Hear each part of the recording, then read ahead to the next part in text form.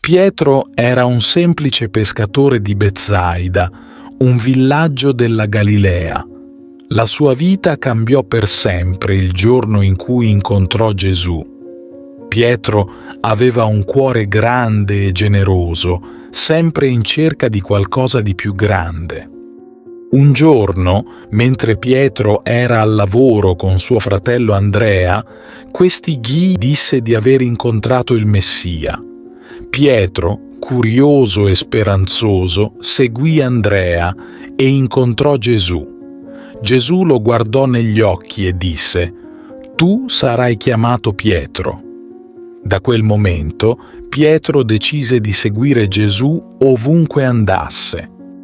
Pietro lasciò tutto per seguire il Maestro. La sua fede e il suo amore per Gesù crescevano ogni giorno di più. Quando Gesù chiese ai suoi discepoli chi pensavano che fosse, Pietro rispose con forza: «Tu sei il Cristo, il Figlio del Dio vivente». Gesù, commosso dalla fede di Pietro, disse: «Tu sei Pietro, e su questa pietra edificherò la mia chiesa». Pietro era sempre al fianco di Gesù, anche nei momenti difficili. Quando Gesù parlò della sua futura sofferenza, Pietro, sconvolto, esclamò: «Signore, non sia mai». Ma Gesù lo rassicurò, sapendo che Pietro lo amava profondamente.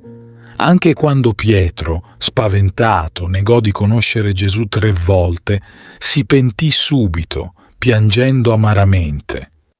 Dopo la resurrezione, Gesù chiese a Pietro: «Mi ami tu?» Pietro, con il cuore colmo d'amore, rispose: «Signore, tu sai tutto, tu sai che io ti amo». Gesù gli affidò allora una grande responsabilità. Pietro, con il coraggio dello Spirito Santo, iniziò a predicare con passione e senza paura. Anche quando fu arrestato e maltrattato, continuò a proclamare la parola di Gesù, felice di soffrire per il suo nome. Viaggiò in molti luoghi, portando con sé la luce e la speranza del Vangelo. Alla fine, Pietro si ritrovò a Roma, dove sapeva che il suo destino sarebbe stato segnato. Durante una feroce persecuzione, Pietro venne arrestato. Ricordando il suo peccato, chiese di essere crocifisso a testa in giù, sentendosi indegno di morire come il suo amato Maestro. Nel suo ultimo momento, Pietro pensò solo a Gesù e all'amore che aveva ricevuto e donato. La sua fede incrollabile e il suo sacrificio hanno lasciato un'eredità che ha illuminato il mondo intero.